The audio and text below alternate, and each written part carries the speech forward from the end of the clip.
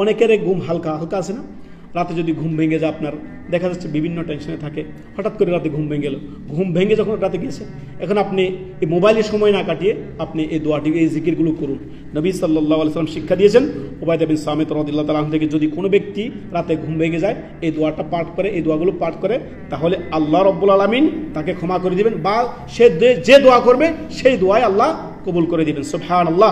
সহিহ বুখারী হাদিস নাম্বার 1103।